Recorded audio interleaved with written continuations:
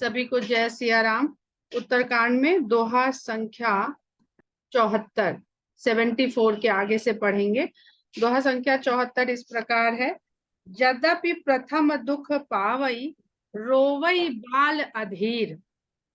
व्याधि ना सहित जननी, गनति न सो शिशु पीर। तिमि रघुपति निज दास कर, हरहि मान हित लागी। तुलसीदास ऐसे प्रभु ही, कस न भजहु भ्रम त्याग। आगे कहते हैं कि राम कृपा आपनी जड़ताई, कहूं खगेश सुनहु मन लाई। काकभूषुंडी जी ने पहले तो गरुड़ जी को बताया कि अगर बच्चे के, छोटे बच्चे के देह में कोई फोड़ा हो जाए तो उसको माता चिरवाती है, चाहे बालक कितना भी रोए, वो चीरने में उसको चाहे जितना कष्ट हो, पर माता उस फोड़े को चीरने की पीड़ा पर ध्यान नहीं देती, क्योंकि वो जानती है अगर नहीं चीरेगी तो ये आगे चल के बहुत बड़ी व्याधि यानी कैंसर का रूप ले लेगा। इसी प्रकार भगवान भी अपने प्रिय लोगों के, जो भगवान के सेवक हैं, जो भगवान के भक्त हैं, उनके मन में जैसे ही मान का बीज अंकुरित होता है, वो उसको तुरंत हर लेते हैं। ये नहीं देखते हैं कि अगर हम इसको हरने के लिए इसके साथ जो कर रहे हैं उसके पीछे इसको कैसा लगेगा, ये नहीं सोचते हैं। तो तुलसीदास जी कहते हैं कि सभी प्रकार के भ्रम को त्याग करके क्यों ना ऐसे भगवान को ही भजा जाए जो खुद ही हमारी, किसमें हमारा हित है, इसको सोचने के लिए जो सारी व्यवस्था करते हैं। एक चौपाई है ना, मोर सुधारी ही सो सब भांति, जासु कृपा नहीं कृपा अघाती। अगर उनकी कृपा हो जाए तो कृपा भी कभी संतुष्ट नहीं होती है आपके ऊपर कृपा बरसा कर। राम कृपा आपनी जड़ताई, म्यूट कर लीजिए सरिता श्रीवास्तव जी। राम कृपा आपनी जड़ताई, तो अब काकभूषुंडी जी कह रहे हैं ये तो हुई राम कृपा की बात कि उन्हें क्यों कृपा सागर, कृपा निधान, कृपालु कहा जाता है। तो ये उनकी कृपा का मैंने छोटा सा एक आपको उदाहरण के द्वारा समझाने का प्रयास किया। हे खगेश, कहूं खगेश सुनहु मन लाई। अब अपने मन की बात कहता हूं, वो ध्यान दे करके सुनिए, मन लगा करके सुनिए। जब जब राम मनुज तनु धरहि, भक्त हेतु लीला बहु करहि।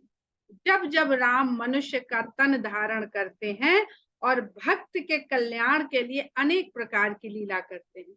तो जब जब लिखा है, इसका मतलब है कि एक ही बार भगवान राम बन करके, ये राम का शरीर धारण करके दशरथ के पुत्र हो करके एक ही बार नहीं आते हैं। इसकी और अधिक जो समझ है वो आपको बालकांड में मिलेगी, जब वहां पर राम के अवतार के कारण बताए जाएंगे कि राम तो वही रहते हैं और सब बदलते रहते हैं। राम जन्म लेते हैं दशरथ और कौशल्या के यहाँ ही, पर वो दशरथ और कौशल्या होने की योग्यता को अलग अलग लोग प्राप्त करते हैं। ये इसलिए ये एक उदाहरण दिया है तुलसीदास जी ने केवल, वो बालकांड में समझेंगे चल के हम लोग। तो राम कृपा आपनी जड़ताई, कहूं खगेश सुनहु मन लाई। जब जब राम मनुज तनु धरहि, भक्त हेतु लीला बहु करहि। तब तब अवधपुरी मैं जाऊं, बाल चरित बिलोक हर साऊं। तब तब मैं अयोध्या नगरी पहुंच जाता हूँ और भगवान के शिशु लीला को देखता हूँ और हर्षित होता हूँ। जन्म महोत्सव देखूं जाई, बरस 5 तह रहूं लुभाई। जैसे ही भगवान के जन्म का उत्सव मनाया जाने लगता है, मैं वहां पहुंच जाता हूँ और 5 वर्ष तक वहां लुभाया हुआ रहता हूँ। सब कुछ भूल के 5 वर्ष तक वहां रहता हूँ। इष्ट देव मम बालक रामा, शोभा बपुस कोटि सतकामा। क्योंकि मेरे इष्ट देव राम बाल रूप में है। अब देखिए, राम को सब कोई अपने अपने राम बना करके चाहता है। ईश्वर का इतनी व्यापकता है कि उसे चाहे जिस रूप में, चाहे जिस नाम में, चाहे जिस संबंध में आप मान लीजिए। तो कह रहे हैं मेरे इष्ट देव तो बालक राम हैं, जिनकी सुंदरता अनेकों करोड़ कामदेव की सुंदरता से भी बढ़कर है।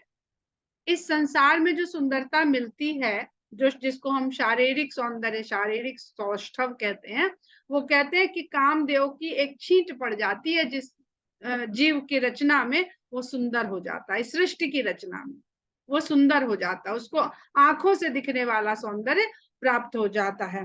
पर जो बालक राम है, उनकी सुंदरता में अनेकों करोड़ की शोभा से भी अधिक सुंदरता है। निज प्रभु बदन निहारी निहारी, लोचन सुफल करऊं उर्गारी।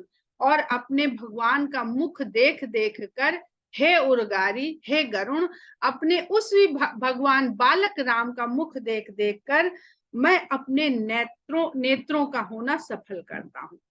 लघु बायस बपु धरि हरि संगा, देखो बाल चरित बहुरंगा। और मैं भी छोटे कौए का रूप धारण करके, शरीर धारण करके वहां जाता हूँ और भगवान के रंग बिरंगे बाल चरित्र को देखता हूँ, उसका आनंद लेता हूँ और भगवान के संग संग ही रहता हूँ वहां पर।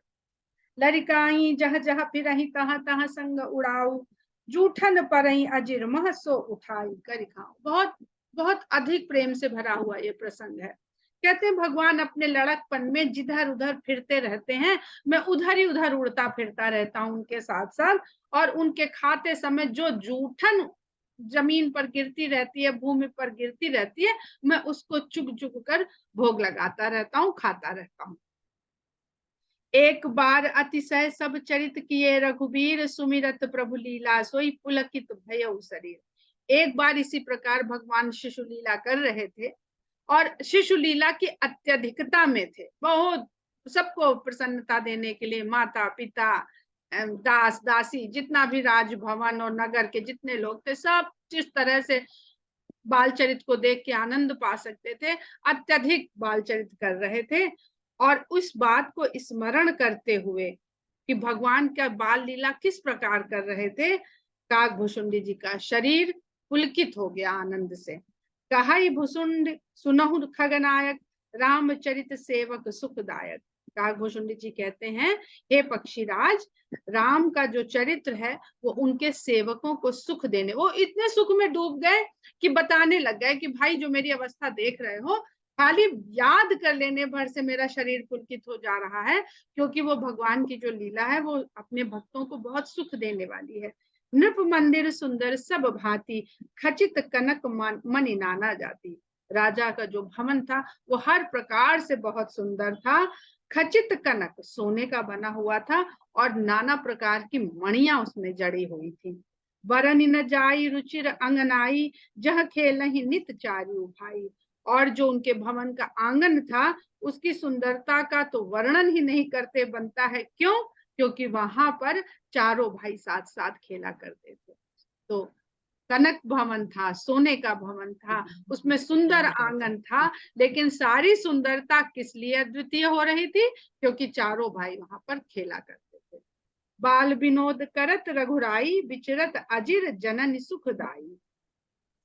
राम जो बच्चे का विनोद होता है, जिसमें बच्चे को आनंद आता है, मजा आता है, उस तरह की सारी क्रीड़ाएं वहां पर कर रहे थे, उस तरह की सारी लीलाएं वहां कर रहे थे। और आंगन में उनको चलते फिरते विचरण करते देखकर माताओं को सुख प्राप्त हो रहा था। मंगल भवन मंगलहारी, द्रवहु सो दशरथ अजिर बिहारी।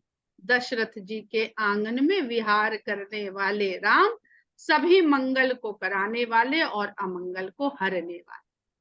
तो ऐसे आंगन में जब विचरण कर रहे हैं बालक राम और माताएं देख रही हैं, तो यह सुख जो है माताओं के लिए सबसे अधिक सुख को देने वाला है। मरकत मृदुल कलेवर श्यामा, अंग अंग प्रति छवि बहु कामा। भगवान का जो श्यामल शरीर है उसमें चमक है, बच्चे की स्किन में बहुत अधिक चमक होती है। तो जो उनका सांवला शरीर है उसमें मरकत मणि के समान एक चमक है, एक आभा है, और एक एक अंग में अनेक अनेक कामदेव की छवि समाई हुई। एक म्यूट रखिए प्लीज, म्यूट रखिए। इतना सुंदर आनंददायक प्रसंग है उस आनंद को कम मत करिए। नव राजीव अरुण मृदु चरना, नए खिले हुए कमल के समान उनके लाल कोमल पांव हैं। पदज रुचिर नख ससी द्युति हरना, और उसमें छोटी छोटी सुंदर उंगलियां हैं। उंगलियों में जो नाखून है वो चंद्रमा की चमक को हर लेने वाले। ललित अंक कुलिसादिक चारी, पैर का जो तलवा है उसमें ईश्वर के जो 4 चिन्ह हैं वो अंकित हैं। नूपुर चारु मधुर रवकारी, और पांव में जो उन्होंने पायल पहन रखी है वो उनके चलने से, दौड़ने से, इधर उधर जब चल रहे हैं या घुटनों चल रहे हैं, उनकी उनकी मधुर खनक आंगन में गूंज रही है। चारु पुरट मनि रचित बनाई, कट किंकनी कल मुखर सुहाई। बहुत सारी मणियों को गूंथ गूंथ के बड़ी सुंदर करधनी बनाई गई है जो उनकी कमर पे बांधी गई है। रेखा त्रय सुंदर उदर, अब चरण से शुरू किया है तुलसीदास जी ने। भगवान का दर्शन हमें कहाँ से करना चाहिए ये बता रहे हैं काकभूषुंड जी। पहले चरण दर्शन करिए, उसके बाद धीरे धीरे धीरे धीरे ऊपर बढ़ रहे हैं कि रेखा त्रय सुंदर उदर नाभि रुचिर गंभीर, उर आयत भ्राजत विविध बाल विभूषण चीर। पेट में जो जिसको कहते हैं ना बेबी फैट, तो उनके पेट में बेबी फैट है, थोड़ा निकली हुई उनकी तोंद है, तो उसमें 3 रेखाएं पड़ रही हैं, और उन्हीं 3 रेखाओं के मध्य में गहरी गंभीर नाभि है। ये 3 लोक के भीतर गहराई से समाया हुआ, उनकी नाभि से ही ये संसार उत्पन्न हुआ है। 3 गुण हैं, 3 शक्तियां हैं, ब्रह्मा विष्णु महेश, जो भी समझ लीजिए इन 3 को, जो जो मन करे। 3 काल हैं, 3 लोक हैं, और वहां जो गहरी नाभि है जिसकी था पाना किसी के वश की बात नहीं है, वैसी गहरी गंभीर नाभि वहां पर सुंदर लग रही है। और उनके वक्ष स्थल पर सुंदर सुंदर आभूषण हैं, और बच्चों को पहनाए वाले वस्त्र और आभूषण वहां पर लटक रहे हैं। अरुण पानी नख करज मनोहर, बाहु विशाल विभूषण सुंदर। हाथ भी कमल के समान लाल हैं, और हाथ में छोटी छोटी उनकी हथेलियां हैं जिसमें छोटी छोटी उंगलियां हैं, नाखून हैं, पर उनकी जो भुजाएं हैं वो विशाल है, अजानुभुज। उनके बाहें लंबी हैं, विशाल हैं, और सुंदर आभूषणों से सजी हुई हैं। कंधबाल के हरिदर की ग्रीवा, चारु चिबुक आनन छब सीवा। कंधे बालक सिंह के समान है, जैसे सिंह के छौने के कंधे होते हैं वैसे उनके कंधे हैं, और शंख के आकार के समान उनकी गर्दन है। सुंदर ठोड़ी है, और सुंदर ठोड़ी के साथ ही जो मुख पर उनकी दृष्टि जाती है तो वो तो सभी सुंदरता। म्यूट करिए प्लीज। तो वापस कर देंगे, कोई फायदा नहीं। आप लोग अपना काम कर लिया करिए, जिसको ज्यादा काम रहता है प्लीज काम कर लिया करिए। मैं ये कहना नहीं चाह रही हूँ, पर बहुत कंसंट्रेशन टूट जाता है। कंध बाल के हरिदर ग्रीवा, चारु चिबुक आनन छब सीमा। जो मुख की सुंदरता है उसकी तो कोई सीमा ही नहीं है, उसको किससे कहें, किससे तुलना करें, कोई मुझे कुछ समझ में नहीं आ रहा है। कल बल बचन अधर अरुणारे, दुई दुई दसन बिसद बरबारे। और तोतली बोली बोल रहे हैं, स्पष्ट नहीं है क्या कह रहे हैं। कल बल बचन, और लाल लाल सुंदर होंठ हैं उनके, उन होंठों के भीतर 2-2 छोटे छोटे दांत निकले हुए हैं। दुई दुई दसन बिसद बरबारे, जो बिल्कुल श्वेत हैं, सुंदर हैं। ललित कपोल मनोहर नासा, बहुत सुंदर गाल हैं, मन को हर लेने वाली नासिका है। सकल सुखद ससिकर समहासा, और चंद्रमा के समान सबको सुख देने वाले उनके मुख की छवि है।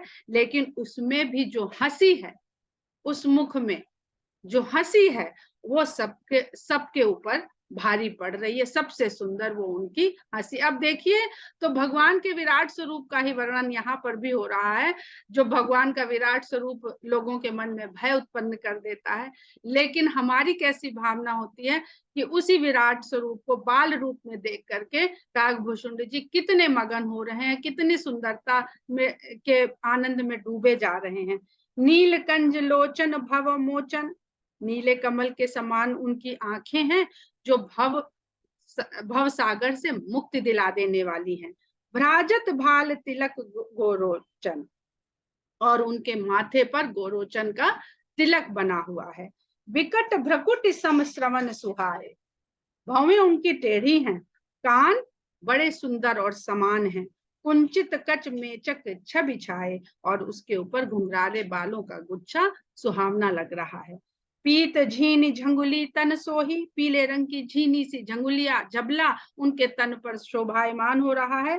किलकनि चितवनि भावति मोही, और जब वो खेलते कूदते हुए किलकारी मारते हैं, इधर से उधर देखते हैं, तो वो मन को बहुत ही भाती है, मोह लेती है। रूप राशि नृप अजिर बिहारी, नाचही निच प्रतिबिंब निहारी। रूप की राशि, भगवान राम इस बालक रूप में राजा दशरथ के आंगन में विहार कर रहे हैं और अपनी परछाई को देख देख कर खूब नाच रहे हैं। मोहिसन करहि विविध विधि क्रीड़ा, वर्णत मोहि होति अति व्रीड़ा। और मेरे साथ भी अनेक प्रकार के खेल कर रहे हैं, जिनको बताते हुए मुझे लज्जा आती है। अब क्यों लज्जा आती है ये आगे पता चल जाएगा। किलकत मोहि धरन जब धावहि, किलकारी मार के वो मुझे पकड़ने के लिए दौड़ पड़ते हैं। और चलऊं भागी तब पूप देखावहि,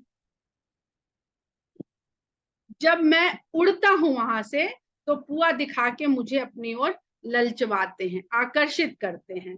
किलकत मोहि धरन जब धावहि, चलऊं भागी तब पूप दिखावहि। आवत निकट हंसहि प्रभु, भाजत रुदन कराही। जब मैं उनके पास आता हूं तो हंसने लगते हैं, और जब मैं दूर जाता हूं तो रोने लगते हैं। जाऊं समीप गहन पद, फिर चितई पर आई। और जब मैं जाकर के उनके चरण छूने का प्रयास करता हूं तो भाग जाते हैं और पलट पलट कर मुझे देखते हैं कि मैं उनके पीछे पीछे आ रहा हूं कि नहीं। बहुत सुंदर वर्णन है, बहुत ही सुंदर वर्णन है ये। पीछे पीछे दौड़ना और पलट के भगवान का देखना, ये अभी आप देखेंगे, इसका सत्य स्वरूप देखेंगे। अभी आप ये संसार का स्वरूप देख रहे हैं, तो हम कह सकते हैं कि जो माया दिखा रही है, अभी हम लोग वो स्वरूप देख रहे हैं। बिल्कुल यही प्रसंग अभी आएगा। अभी काग कौआ, राम आगे आगे है, कौआ पीछे पीछे है, और राम पलट पलट के देख रहे हैं कि वो काग उनके पीछे पीछे आ रहा है कि नहीं। प्राकृत शिशु इव लीला देख भयो मोहि। इस प्रकार साधारण बच्चे किसी ये लीला देख करके मेरे मन में मोह पैदा हो गया, भ्रम पैदा हो गया। मोह भ्रम का कारण होता है। कवन चरित्र करत प्रभु, चिदानंद संदोह। आनंद के घनीभूत स्वरूप सच्चिदानंद भगवान ये कौन सी लीला कर रहे हैं। एक मेरे पास आने से खुश और दूर जाने से रोने लग रहे हैं।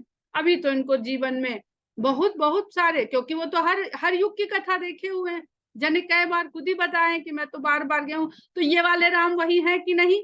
मोह पैदा हो गया, कितने में रोने हंसने लगे। अभी तो इनको वनवास होएगा, अभी तो तमाम चीजें होंगी, ये कैसे झेलेंगे ये सब कुछ। इनको तो संभाव में रहना चाहिए। ये चाहे बालक हो, चाहे युवक हो, चाहे राजा हो, चाहे वनवासी हो, इनका भाव तो संभाव। एक ही क्षण में जाने काकभूषुंडी जी के मन में मोह ने कितने सारे संदेह पैदा कर दिए। इतना मन आनत खगराया, रघुपति प्रेरित व्यापी माया। जैसे ही मेरे मन में इतनी सी बात आई, भगवान राम की माया मुझ पर व्याप्त हो गई। उनकी प्रेरणा से, उनके द्वारा प्रेरित की हुई माया मेरे ऊपर व्याप्त हो गई। यहाँ पे ध्यान दीजिएगा, मोहित नहीं किया उसने। जिस मोह को काकभूषुंडी जी के मन में पैदा हुआ, वो माया जनित माया थी, जिसने उनको मोह में डाल दिया। लेकिन जो भगवान की प्रेरित माया है, वो उनको व्याप्त होती है, वो उनको मोहित नहीं कर रही है। सो माया न दुखद मोहि काहि। तो जो संसार की माया जो हम लोग अपने लिए रच लेते हैं, वो हमें दुखदाई होती है। तो कहते हैं वो माया मेरे लिए दुखदाई नहीं हुई। आन जीव इव संसृत नाही, जो इस संसार में सभी जीवों को जिस प्रकार दुख में डालने वाली होती है, वो माया मेरे लिए दुखदाई नहीं थी। जो हम बात करते हैं माध्यम की, कि ईश्वर को जानने के लिए आपको माया के माध्यम की आवश्यकता है। वही आदि शक्ति है, वही महामाया है। वो आगे बढ़ती जाती है तो अलग अलग रूप बनाती चली जाती है।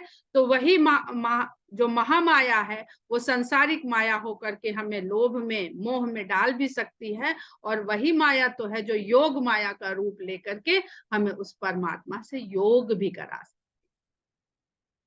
तो ये भगवान की प्रेरणा से काकभूषण जी को माया व्याप्त हुई थी। इसलिए सो माया न दुखद मोहि काही, आन जीव इव संसृत नाही, नाथ यहाँ कछु कारण आना, सुनहु सो सावधान हरि जाना। क्योंकि यहाँ पर माया के व्याप्त होने का कारण कुछ और है, उसको सावधान होकर के सुनिए।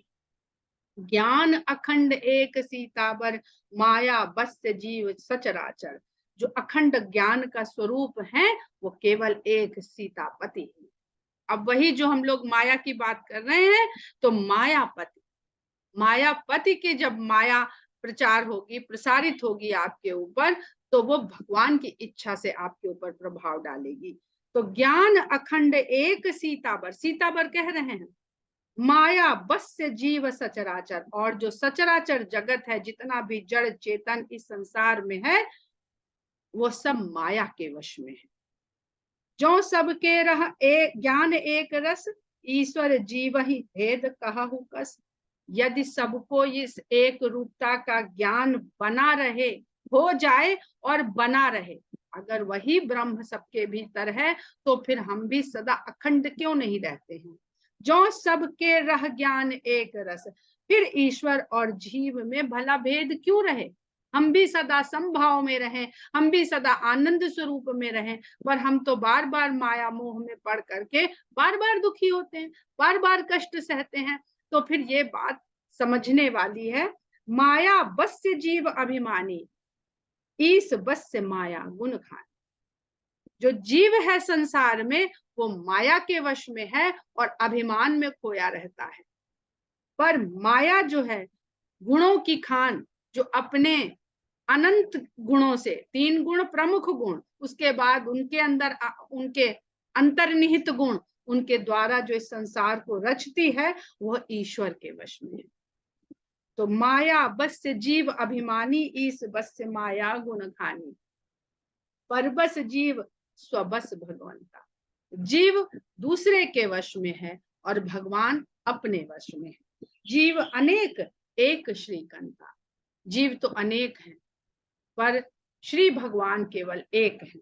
मुधा मेद यद्यपि कृत माया, बिनु हरि जाई न कोटि अपाया। यद्यपि ये भगवान की रची हुई माया जो जीव और ईश्वर में भेद डालती है, एक होते हुए भी, बहुत जटिल है इस प्रसंग को आत्मसात कर पाना। थोड़ा आप लोग अपने आप को उस तरह से जोड़ेंगे तो आसानी रहेगी। तो कह रहे मुधा भेद यद्यपि कृत माया, माया के द्वारा रचा हुआ ये भेद जो जीव और ब्रह्म को एक होते हुए भी अलग अलग एहसास करा देता है, ये झूठा है, क्षणिक है, मिथ्या है। फिर भी बिन हरि जाई न कोटि उपाया। करोड़ों उपाय कर लीजिए, ये माया का डाला हुआ भेद जाता नहीं है, जब तक भगवान की कृपा नहीं हो जाती है। रामचंद्र के भजन बिन जो चह पद निर्वाण, ज्ञानवंत पिसो नर पशु बिन पूछ बिसान। रामचंद्र जी को भजे बिना जो व्यक्ति निर्वाण पद को प्राप्त कर लेना चाहता है, वो ज्ञानी होते हुए भी बिना सींग और पूंछ के पशु के समान होता है। राकापति सोडस वही तारा गण समुदाय, सकल गिरिन दव लावई, बिनु रवि रात न जाए। चाहे सभी आकाश मंडल में जितना तारा मंडल है, सारे के सारे तारा गण और अपनी 16 कलाओं से युक्त होकर के चंद्रमा उदय हो जाए, तब भी बिना सूर्य के उदय हुए रात्रि नहीं जाती है। ऐसे ही हरि बिनु भजन खगेशा, मिटई न जीवन केर कलेसा। हे खगेश, ऐसे ही बिना हरि के भजन किए हुए इस जीवन के क्लेश नहीं मिटते हैं। हरि सेवा कहीं न व्याप अविद्या, प्रभु प्रेरित व्यापई तेहि विद्या। ताते नास न होई दास कर, भेद भगत भगति बाढ़ई विहंग बर, भ्रमते चकित राम मोहि देखा, बिहसे सो सुन चरित बिसेखा। तेहि कौतुक कर मरम न काहू, जाना अनुज न मातु पिता हूँ। जानु पानी धाये मोहि धरना, श्यामल गात अरुण कर चरना। तब मैं भाग्य चले उर्गारी, राम गहन कह भुजा पसारी। जिम जिम दूरी उड़ऊ आकाशा, तह भुज हरि देखऊं निज पासा। ब्रह्मलोक लगी गयऊं मैं, चितयऊं पाछा उड़ात। जुग अंगुल कर बीच सम, राम भुजहि मोहितात। सप्तावरण भेद करि जहाँ लगे गति मोरी, गयऊं तहाँ प्रभु भुज निरखी, व्याकुल भयऊं बहोरी। जय सिया राम।